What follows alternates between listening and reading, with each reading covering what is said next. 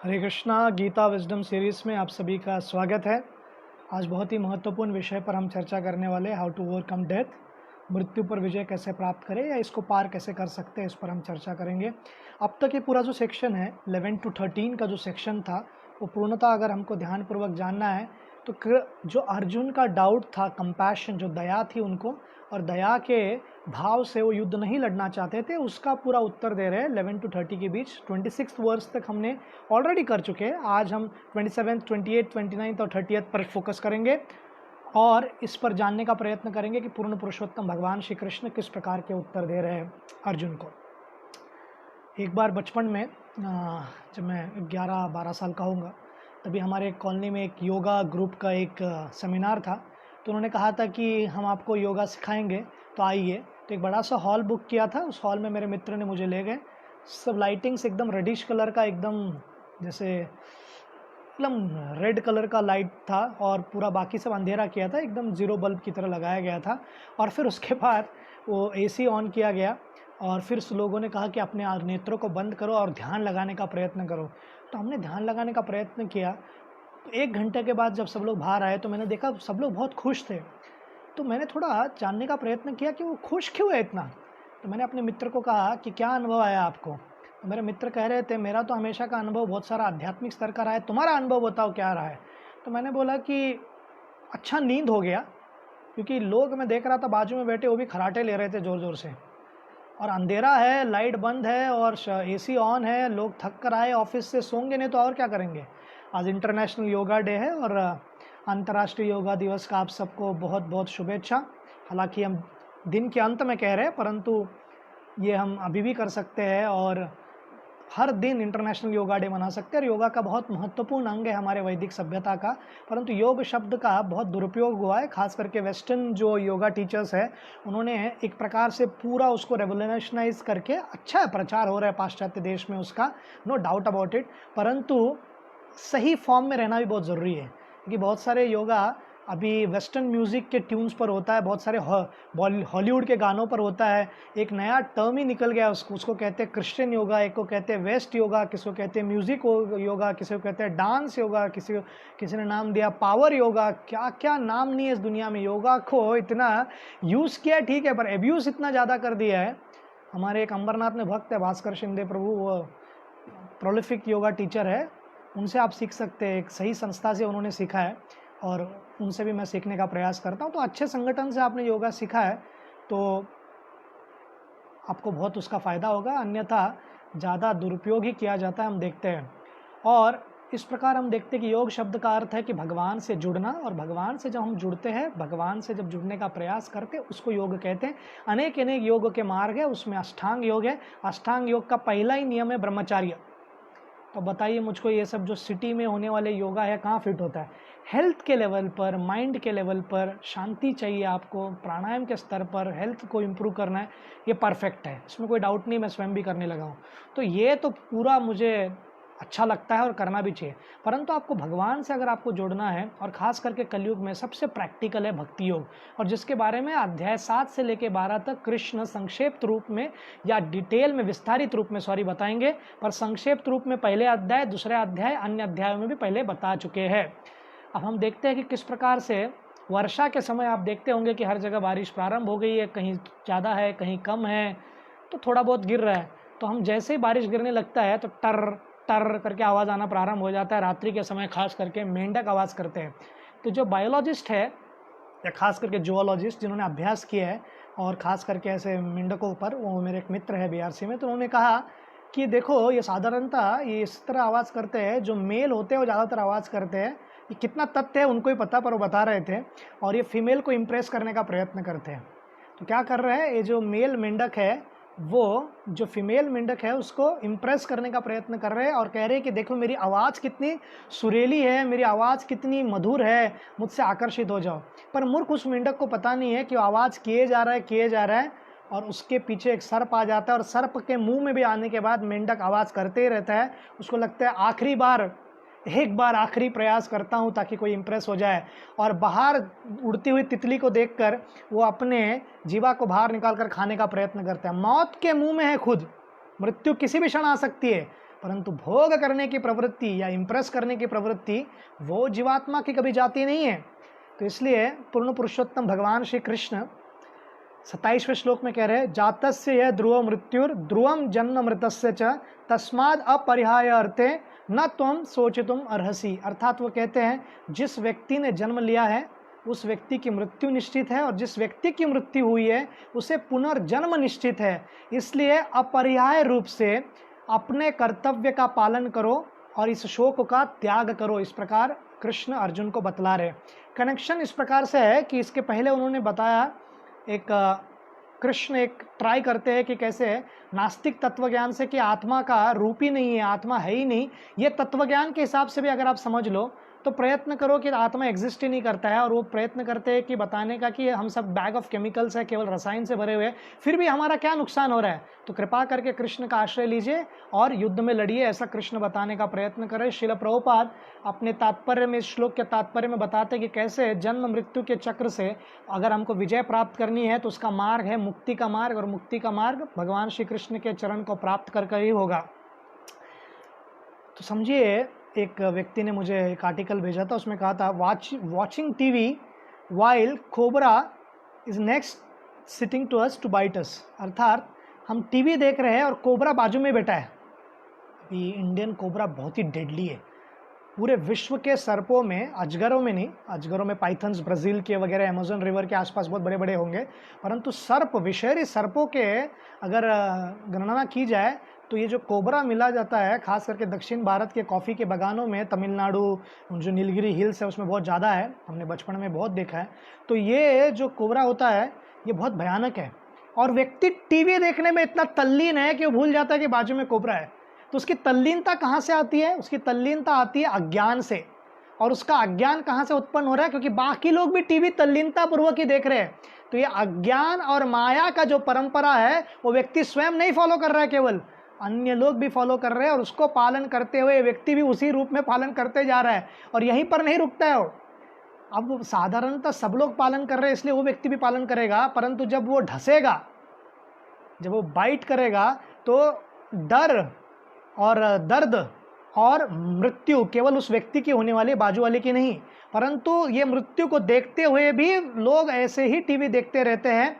अर्थात ये बताने का क्या प्रयास कर रहे हैं टीवी का उदाहरण देख के कि मृत्यु रूपी जो सत्य है हर एक व्यक्ति को पता है, हम निरंतर सुनते हैं। रोज कोरोना का स्टैट्स देख लिया तो किसी को बताने का जरूरत नहीं कि डेथ का डेफिनेशन क्या है, परंतु फिर भी व्यक्ति अपने भोग विलास में इतने तल्लीन हो जाते हैं, और साधारणतः फ्रिवलेस एक्टिविटीज़, पबजी खेलो, वीडियो गेम्स खेलते रहो। फिर उसके वीडियो गेम्स तो हमारे ज़माने में खेलते थे, अभी तो सब सॉफ्टवेयर के स्तर पर, इतना एडवांस्ड लेवल का काउंटर स्ट्राइक्स, अभी पता नहीं क्या क्या गेम्स है, किस लेवल्स पर है, एवेंजर्स वगैरह वगैरह सुनते हैं हम बच्चों से।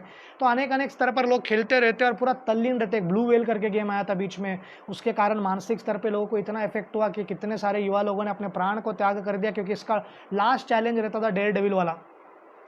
तो बहुत सारे देशों में ब्लू वेल या इस गेम को बंद भी करा गया।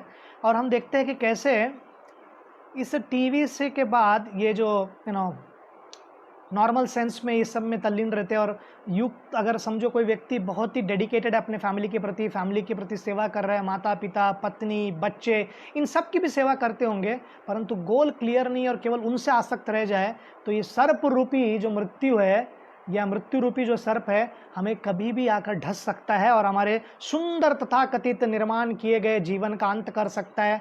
ये जो पत्तों का बना हुआ घर है गिर सकता है। रेत की बनी हुई सुंदर घर कभी भी लहरों के साथ, जो लहरों को समय से तुलना की गई है, समाप्त हो सकता है, और इसको जानने की आवश्यकता है। परंतु यदि हम आत्म साक्षात की ओर बढ़े और कृष्ण जैसे अर्जुन को धीरे धीरे बढ़ा रहे उस दिशा में, अगर हम भी धीरे धीरे विद्यार्थी बनकर कृष्ण को अपना टीचर बनाकर सुनने का प्रयत्न करें, तो निश्चित रूप से हम इससे बाहर आ सकते हैं। 28वें श्लोक में कृष्ण बता रहे हैं कि सारे जीव प्रारंभ में अव्यक्त रहते हैं, बाद में मध्य में व्यक्त होते हैं। व्यक्त माने प्रकट, बेसिकली मैनिफेस्टेड, अनमैनिफेस्टेड, और बाद में विनष्ट होने के बाद फिर से वो अव्यक्त हो जाते हैं। अतः शोक करने की आवश्यकता ही नहीं है। मेन प्रिंसिपल कृष्ण का तत्र का परिदेविना ना सोचो तुम अर्हसी, ये बार बार क्यों कह रहे हैं? मेन उनका फोकस क्या है? एक्शन। कृष्णा कॉन्शियसनेस एक्शन को ये करता है। श्रील प्रभुपाद भक्ति का ट्रांसलेशन करते हैं डिवोशनल सर्विस। साधारणतः ट्रांसलेशन मॉनिर विलियम्स और अन्य डिक्शनरीज में मिलता है डिवोशन।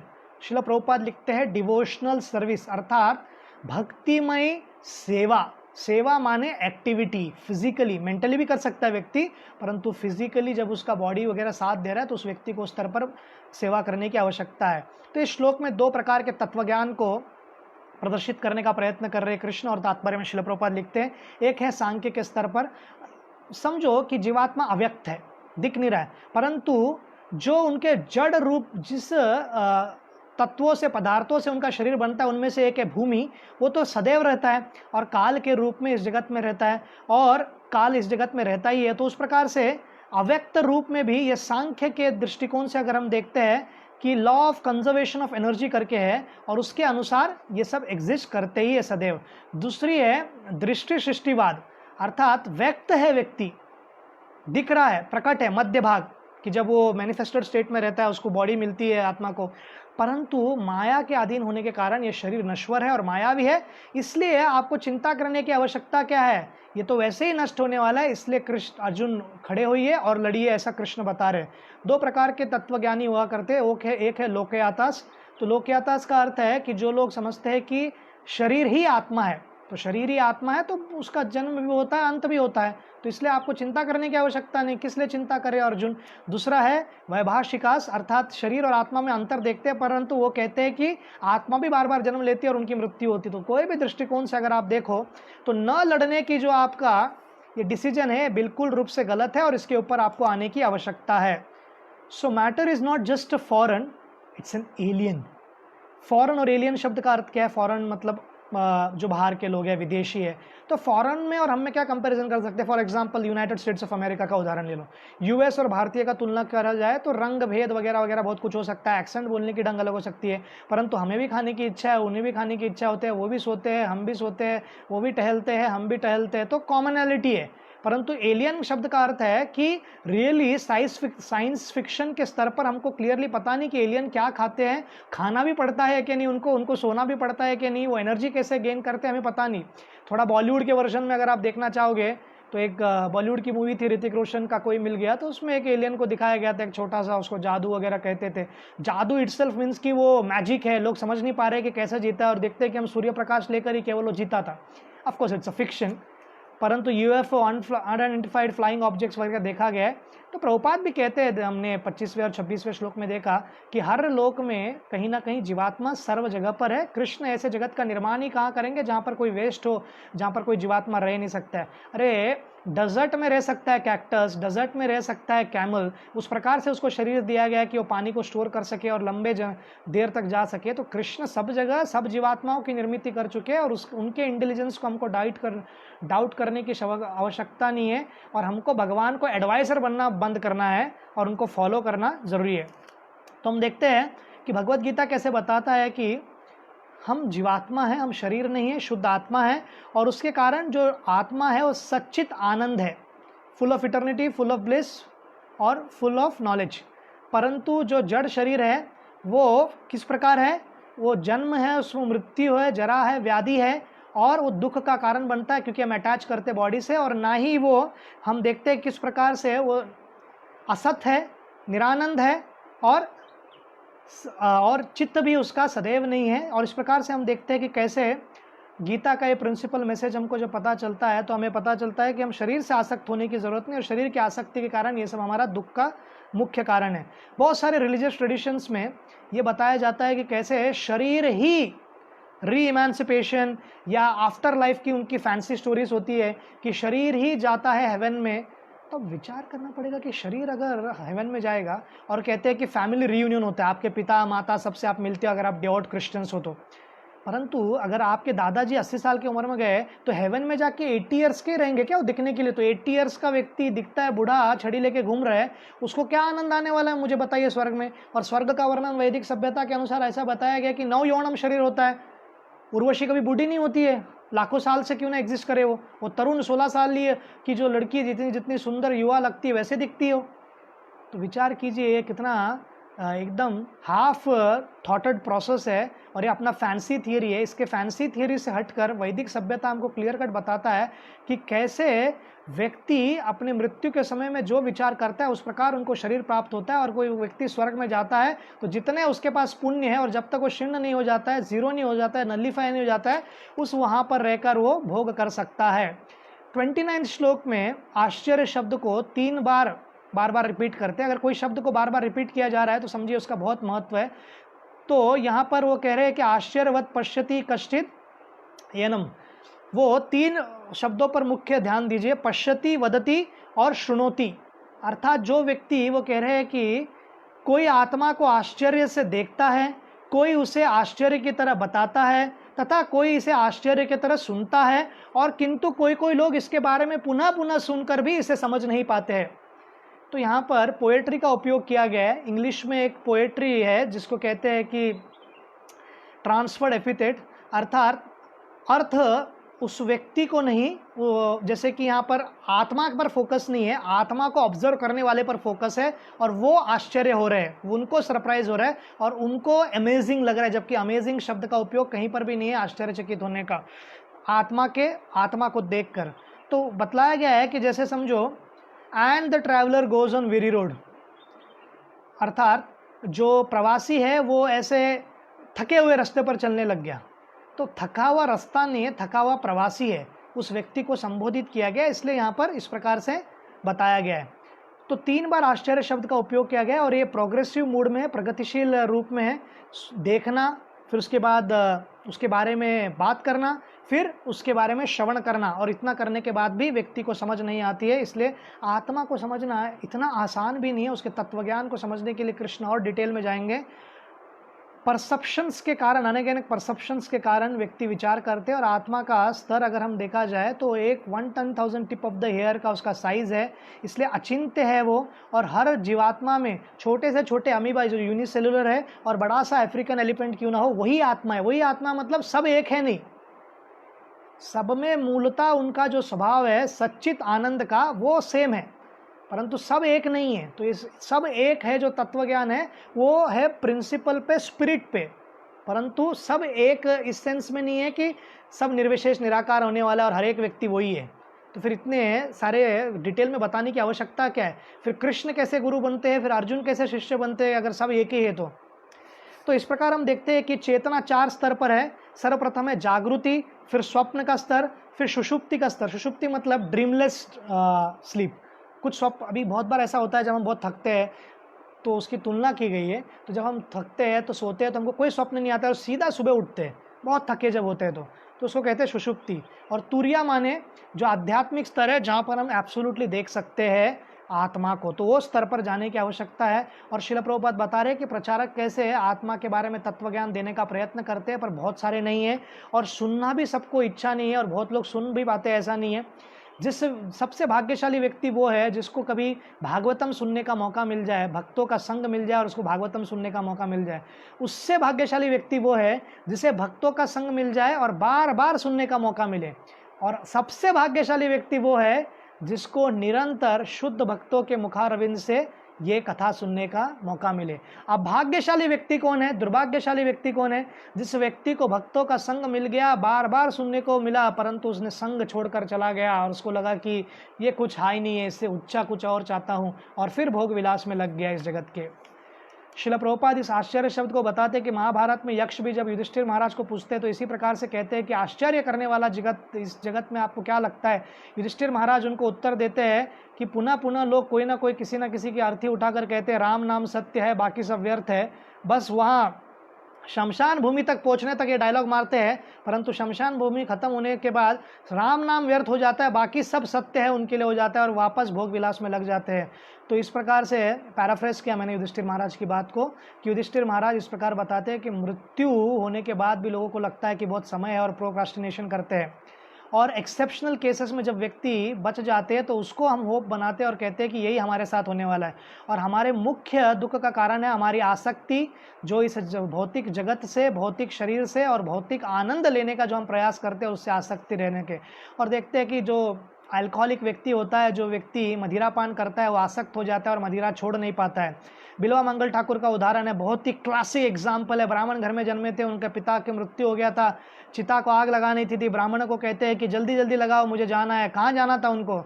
संध्या के समय वो हर बार चिंतामणि करके एक वैश्या थी, उससे मिलने जाती थी, बहुत सुंदर थी। और फिर वो जैसे ही उनकी चिता को आग लगती है, वो वहाँ से जाते हैं, तैर कर जाते हैं। तैरते हुए जब देखते बहुत वर्षा हो रही है और एकदम काइंड ऑफ फ्लड की तरह ही सिचुएशन है, फिर भी एक लकड़ी को पकड़ लेते हैं। बाद में जब क्रॉस करते हैं रिवर, तो उनको पता चलता है कि कोई लकड़ी नहीं था, कोई लकड़ा नहीं था, लॉग ऑफ वुड नहीं था, अरे ये तो कोई मृत व्यक्ति का शरीर था। फिर वो ध्यान नहीं देते हैं।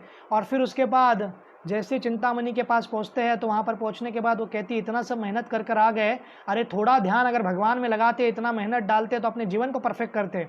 वैदिक सभ्यता में अगर समझो कोई स्त्री किसी कारणवश उस वृत्ति में भी लग जाए, परंतु भगवान की भक्त हुआ करती थी, और अच्छे व्यक्ति में अगर इंटेंसिटी, डिटर्मिनेशन और डिजायर देख लिया, तो उस व्यक्ति को मार्गदर्शन भी करती थी। तो चिंतामणि एक अच्छी नारी थी, अपने धंधे का, अपने पैसे का विचार नहीं कर रही थी कि मैं कहाँ से पैसा कमाऊँ, वो इस बात का विचार कर रही थी कि इस व्यक्ति को कैसे हम सही मार्ग पर लेके जाए। और बिल्वा मंगल ठाकुर बहुत महान भक्त बनते हैं। उन्होंने एक सुंदर अष्टकम लिखा है, चोर अष्टकम, जहाँ पर वो कहते हैं कि कृष्ण कैसे हर एक व्यक्ति का हृदय हरते हैं। So the soul's life is amazing and empowering secret, अर्थात ये बहुत ही सुंदर है, बहुत ही शक्तिशाली है, परंतु ये सीक्रेट है। इस सीक्रेट को रिवील करने का या चाबी खोलने का मार्ग केवल शुद्ध भक्तों के पास है, जिनसे हम सुन सकते हैं। 30वें श्लोक में हम देखते हैं कि कैसे अवधा शब्द पर मुख्य फोकस किया गया है कि जीवात्मा को कभी हत्या नहीं हो सकती है। और आध्यात्मिक ज्ञान जो है ना, किसी भी व्यक्ति को, spiritual knowledge transforms hopeless into endless hope. जहाँ पर हमारा कोई होप नहीं, हम कुछ नहीं कर सकते, ऐसे परिस्थिति में भी व्यक्ति को आशा देने का काम करते हैं पूर्ण पुरुषोत्तम भगवान श्री कृष्ण। रामायण के सभी लेक्चरों में हमने देखा सीरीज में कि किस प्रकार से श्री रामचंद्र ने हर समय पर रक्षा की भक्तों की, और महाभारत में तो हमने देखा कि पांडवों के शनै शनै रक्षा कर रहे थे पूर्ण पुरुषोत्तम भगवान श्री कृष्ण। जन्म से लेकर महाप्रस्थानिका पर्व तक कृष्ण ही उनकी रक्षा कर रहे थे। तो इस प्रकार हम देखते हैं कि पूर्ण पुरुषोत्तम भगवान श्री कृष्ण कैसे रक्षा करते हैं। आज जागतिक स्तर पर बहुत जगहों पर फादर्स डे भी मनाया जा रहा है। तो इस जगत के जगतपति और सबके माता पिता है श्रीमती राधा और कृष्ण, लक्ष्मी नारायण, सीता राम, इन सब का आश्रय लेना, और खास करके हमारे परम पिता कृष्ण का आश्रय लेने की आवश्यकता है। वही हमें शेल्टर दे सकते हैं और वही हमारे शाश्वत पिता है। इस जगत में जो भी हमारे पिता है, उन सबको, और पिता तुल्य जो भी है, उनको आदर पूर्वक सेवा करना ये हर भक्त का कर्तव्य है, वो करना ही चाहिए। परंतु हमारे शाश्वत पिता को अगर हम भूल गए, तो फिर ये अल्टीमेटली कुछ सक्सेस नहीं मिलेगा। पुंडलिक का उदाहरण दिया जाता है बार बार महान भक्त के, कि कैसे देखो माता पिता का सेवा कर रहा था और पंडरी को बाजू रख दिया था विट्ठल जी को। ऐसा नहीं है, पुंडलिक महान वैष्णव था, उनके माता पिता भी महान वैष्णव थे। तो ये बता रहे थे कि वैष्णव सेवा कितना उत्तम है, भगवान की सेवा के तुल्य है। तो सही लेसन सही जगह से लेने की आवश्यकता है। हमारे तथाकथित राइटर्स जो भी रिफॉर्मिस्ट हुए भारतवर्ष में, उन्होंने रिफॉर्म अपनी तरीके से ही किया है। ऐसा ही कुछ रिफॉर्म चल रहा था चंद्रशेखर, ईश्वर चंद्र विद्यासागर, फिर ब्राह्मो समाज, आर्य समाज, और कितने सारे अनेक समाज बनाए जा रहे थे।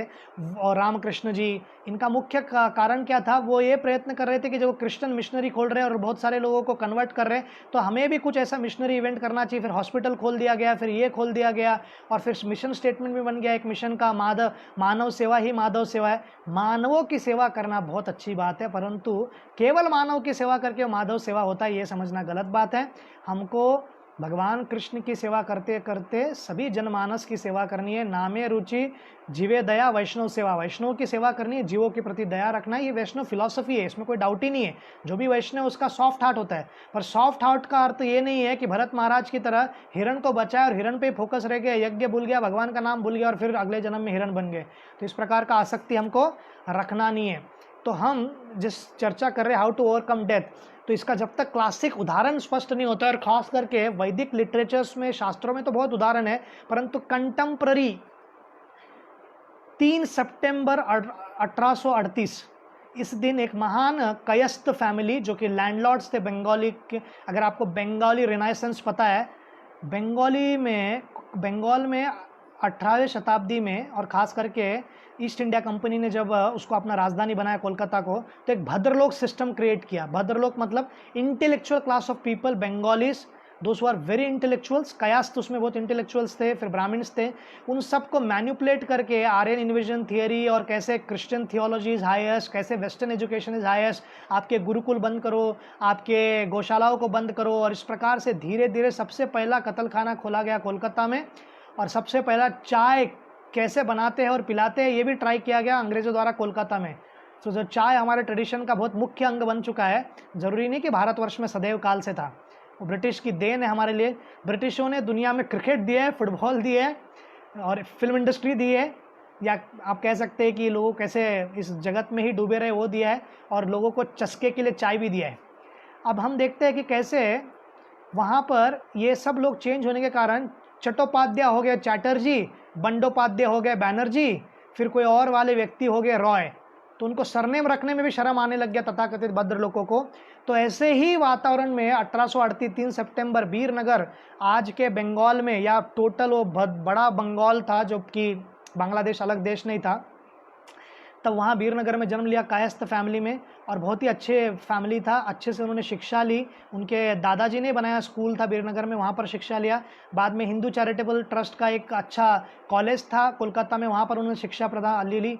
फिर 18 साल की उम्र में उन्होंने विद्याचंद्र विद्यासागर इनसे भेंट की, और फिर उनसे बहुत सारा उन्होंने देखा कि कैसे हिंदू रेनेसेंस हो रहा है, हम जागरूकता लाने का प्रयत्न कर रहे हैं, क्रिश्चियन मिशनरी का जो मार्ग है ये इस प्रकार से लोगों को क्रिस्ती बनाया जा रहा है, तो उनसे थोड़ा बहुत उन्होंने सीखा। वो अन्य धर्मों को, इस्लामिक धर्म, क्रिश्चियनिटी, शाक्त धर्म, गणपत्य धर्म, ये सभी मार्ग, वैदिक वाले मार्ग हो और अलग अलग अब्राहमिक रिलीजन्स हो या बुद्धिज़्म हो, सबकी पढ़ाई करते हैं, परंतु उनका प्यास तब मिटता है जब 29 साल की उम्र में उनकी शादी, पहली शादी, अगर उनका जन्म 1838 में हुआ है तो 1849 में हो जाता है, और उनकी पहली पत्नी का मृत्यु 1869 में होता है। फिर 1869 में वो दूसरा शादी करते हैं भागवती देवी से, और हम देखते हैं कि कैसे वो वहाँ पर शिक्षा लेने के बाद कॉलेज में, फिर 18 साल की उम्र में उड़ीसा और बंगाल के एरिया में ग्रामीण स्कूलों में पढ़ाने लगते हैं ब्रिटिश राज के अंडर। फिर उसके बाद जुडिशरी सिस्टम में वो ज्वाइन करते हैं, और 1894 तक, रिटायर होने तक, वो डेप्यूटी मैजिस्ट्रेट या डीएम के रूप में वो रिटायर होते हैं, और केसेस हैंडल करने में, न्याय देने में बहुत ही सक्षम थे भक्ति विनोद। इनका नाम था केदारनाथ दत्त, जिनका 1838 में जन्म हुआ, और ये कायस्थ फैमिली में इनका जन्म हुआ। तो केदारनाथ दत्त इस प्रकार शिक्षा प्राप्त करके, और Kedarnath Dutt was cousin of one more Dutt जो बहुत प्रसिद्ध है, नरेंद्र दत्त। आप जानते हैं कौन है नरेंद्र दत्त? संजय दत्त का कोई रिलेटिव नहीं है। नरेंद्र दत्त इज़ स्वामी विवेकानंद, तो उनके क्लोज डिस्टेंट कजिन्स थे, और इसके कारण नरोत्तम दास ठाकुर करके महान मिडिवल पीरियड के एक आचार्य थे, उनके वंशज है भक्ति विनोद ठाकुर, ये कायस्थ केदारनाथ दत्त। और फिर इस प्रकार से वो स्कॉलरली सब कार्य करने के बाद 14 संतान उनको होते हैं, तो इट्स नॉट 1 2 और 3। सो कितना ज़बरदस्त क्लासिक एग्जाम्पल है, इतने सारे बच्चे रहने के बाद भी क्लासिकली उन सबको ऐसा उदाहरण है उनका कि इन सबको परवरिश करते हुए, और उनमें से प्रमुख लोगों के बारे में तो मैं चर्चा करूँगा ही, उनके पुत्रों में, सबको उतना ही प्रेम स्नेह देते हुए, अपना 4 घंटे का साधना करते हुए, 100 से ज़्यादा पुस्तकों को उन्होंने लिखा, व्याख्यान दिया, और उनके घर से लेकर ऑफिस तक ब्रिटिश सरकार ने एक मोनोरेल, मोनोगैज होता है ना, केवल छोटा वाला पटरी, एक डब्बा ट्रेन आता था केवल और केवल उनको लेके आने के लिए ऑफिस तक, और ऑफिस से घर छोड़ने के लिए। That is Kedarnath Dutt. कोई ऑर्डिनरी व्यक्ति नहीं था, हर दृष्टिकोण से सक्सेसफुल व्यक्ति। 1880 में पहली बार आर्टिकल्स भेजते हैं इंग्लिश में लिखे हुए चैतन्य महाप्रभु के बारे में, और गीता का फिलॉसफी, भागवतम के फिलॉसफी को राल्फ वाल्डो एमरसन अमेरिका में भेजा जाता है, और रोसिल्ड करके एक व्यक्ति है, उनको भेजा जाता है यूके में। और उसके बाद 1896 में Lord Chaitanya and its precepts, Gauranga Leela Smaran Mangal करके, उसको ट्रांसलेशन इंग्लिश में करके मैकगिल यूनिवर्सिटी कनाडा और ऑस्ट्रेलिया और यूके में भेजा जाता है आर्टिकल। तो क्या विजनरी है केदारनाथ दत्त, कितने विजनरी देखिए। और इसी काल में उनके शिक्षण को और उसके ज्ञान को जानने के बाद अधिकतर गौड़िया वैष्णव उनको नाम देते हैं भक्ति विनोद टाइटल देते हैं।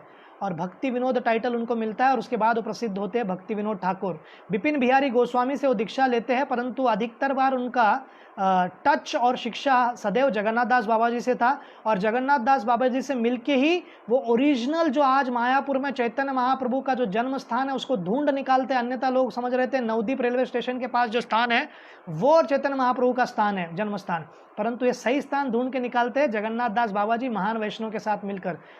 तो केदारनाथ दत्त भक्ति विनोद ठाकुर का एक और मुख्य कंट्रीब्यूशन। इतना ही नहीं, कृष्ण संहिता लिखते 1880 में। तो कृष्ण संहिता इस काइंड ऑफ अलग अलग असुर कैसे रिप्रेजेंट करते हैं, अलग अलग हमारे अनर्था को जो कृष्ण मारते हैं, दशम स्कंद में जो वर्णन है। फिर चैतन्य शिक्षामृत लिखते 1886 में, जैव धर्म लिखते हैं नॉवल के रूप में। ही सच एन एग्जाम्पलरी और इतने इनोवेटिव प्रचारक है, नॉवेल्स पढ़ने की अंग्रेजों को आदत है, तो उस तरीके से उन्होंने नॉवल लिखा। And there is a conversation between a guru and अ शिष्य, और अलग अलग मुस्लिम पंथ के बारे में, ये सब पंथ के बारे में शिक्षा प्राप्त करते हैं और अल्टीमेटली कृष्ण का आश्रय लेते हैं और वैष्णविज्म कैसे हाईएस्ट है ये बतलाया जाता है। फिर उसके बाद तत्व शिक्षा के बारे में 1893 में लिखा है, जय धर्म 1893 में लिखा।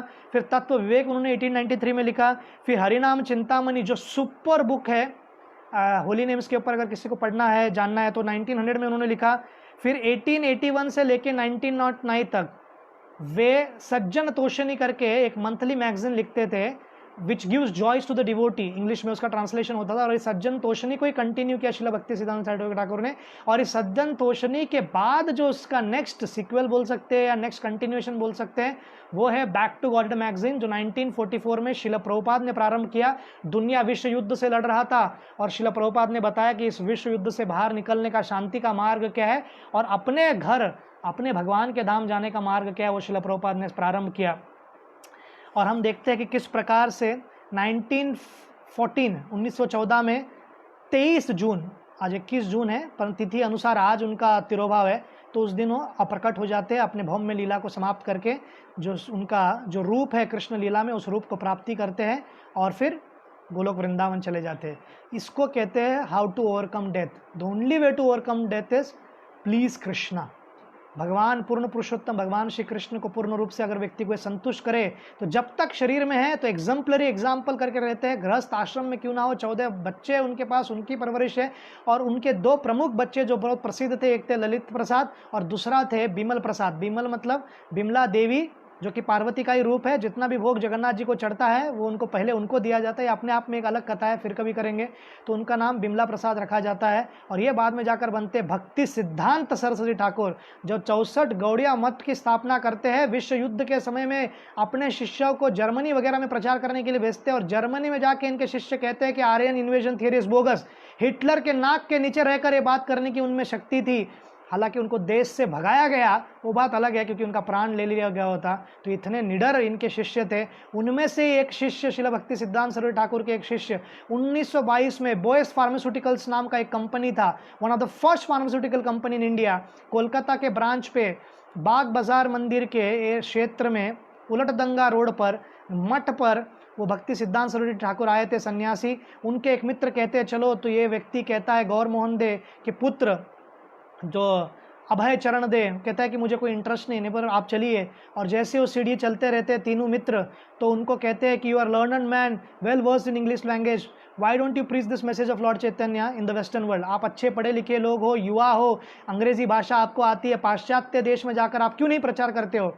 और साधारणतः हमको कोई वैसी व्यक्ति ऐसा सेवा करे तो हम यहाँ वहाँ देखेंगे। प्रभुपाद ने अपने जीवन में इसको समझ लिया कि यही मेरा गुरु का आदेश है और गुरु ने उनको राधा कुंड में 1935 में उनका तिरोभाव होने से पहले 30 के दशक में उन्होंने कहा कि जब भी आपको धन मिले तो पुस्तक लिखो और पुस्तक छापो, क्योंकि मंदिर आएंगे जाएंगे, मठ रहेगा जाएगा, पुस्तक रहना चाहिए और प्रचार होता रहेगा। और श्रील प्रभुपाद ने बीबीटी की स्थापना की, इस्कॉन की स्थापना की और इस प्रकार पूरे विश्व में श्रील प्रभुपाद की कृपा से अंतर्राष्ट्रीय कृष्ण भावनामृत संघ की स्थापना हुई। भक्ति विनोद ठाकुर का स्वप्न था एक दिन मेरे चैतन्य महाप्रभु के जन्म स्थान मायापुर में रशियन आएंगे, अमेरिकन आएंगे, यूरोपियंस आएंगे, एशियंस आएंगे, पोलिनेशियंस आएंगे, अनेक प्रकार के रंग के भेद के अनेक लोग आएंगे और एक साथ सब लोग हाथ ऊपर कर कर गाएंगे हरे कृष्णा कृष्णा कृष्णा हरे हरे, हरे राम राम राम हरे हरे। तो कलयुग में सबसे शक्तिशाली मार्ग है। अगर किसी व्यक्ति को विजय प्राप्त करना है मृत्यु पर, सरल मार्ग और सबसे शक्तिशाली मार्ग, सरल है परंतु ऐसा नहीं कि फीका है, शक्तिशाली है। आजकल लोगों को लगता है जब तक मैं शीर्षासन ना कर लूँ, जब तक पाँव ऊपर नीचे ना कर लूँ, जब तक मैं कुछ और पोजीशंस ना दिखा लूँ, जब तक मैं 30 दिन तक उपवास ना करूँ, ये तब तक मुझे भगवत प्राप्ति नहीं होती है। सिंपल मार्ग से भी भगवत प्राप्ति हो सकती है, हरि नाम लेते हुए हो सकता है। और भक्ति विनोद ठाकुर ने हमको करके दिखलाया, अपनी लाइफ को परफेक्ट करके दिखाया, उनके पुत्र ने अपना लाइफ परफेक्ट करके दिखाया, भक्ति सिद्धांत सर ठाकुर ने, उनके शिष्य ने अपना लाइफ परफेक्ट करके दिखाया। तो आज हम देखते हैं कि कृष्ण इस पूरे चारों श्लोकों से ये बताने का प्रयत्न कर रहे हैं, वीर गति को भी प्राप्त हो गए तो कोई समस्या नहीं है। और टोगो करके अफ्रीका में एक देश है, वहाँ पर मार्टर्स डे मनाया जा रहा है। हर देश में होता है, वीर गति को जो प्राप्त हो जाते हैं उनको बहुत मान सम्मान दिया जाता है। हमारे भी 20 नौजवान योद्धाए जो युद्ध में मारे गए, या आप कह सकते हैं कि छल कपट से मारे गए दुष्ट चीनी द्वारा। तो हमको याद रखना है कि सदैव कि शत्रु इतिहास से हमको सीखने की आवश्यकता है। हमको सदैव आध्यात्मिक स्तर पर हमारी प्रगति करती रहनी है और आध्यात्मिक स्तर पर हमको आगे बढ़ना है। परंतु ये भी याद रखना है कि ये कोई फैंटेसी वर्ल्ड नहीं है, असल वर्ल्ड नहीं है, गुड़ी गुड़ी वर्ल्ड नहीं है। यहाँ पर आपको सदैव याद रखना है कि राइट हो या लेफ्ट हो या नीचे हो, हर एक व्यक्ति किसी ना किसी को तो दबाने का ही प्रयत्न करेगा। इस जगत में एक ही कार्य है, दूसरों के पास जो है वो मेरा कैसे हो जाए और दूसरों का सब कुछ मैं कैसे हड़प लूँ। तो ये व्यक्तिगत स्तर पर भी होता है, पारिवारिक स्तर पर होता है, सामाजिक स्तर पर होता है, राष्ट्र के स्तर पर होता है और अंतर्राष्ट्रीय स्तर पर होता है। और भागवतम और रामायण और अन्य ग्रंथों से हमको पता चला है कि अन्य लोकों के स्तर पर भी होता है। दानव हमेशा चाहते हैं कि देवताओं को अपसर्व करके हटाकर हम उस देव इंद्र के पोजीशन पर बैठ जाए। तो एक कांस्टेंट फाइट चलता रहेगा। अगर इस सब से अगर आपको मुक्ति चाहिए, एकमात्र मार्ग है और वो क्या है? पूर्ण पुरुषोत्तम भगवान श्री कृष्ण के चरणों का आश्रय लो। उनके चरणों का आश्रय लेने का अर्थ है शील प्रभुपाद के चरणों का आश्रय लो और शील प्रभुपाद के दिए हुए जो शिक्षा है उसको अपने जीवन में पालन करने का प्रयत्न करो, तो निश्चित रूप से will definitely overcome death. Hare Krishna.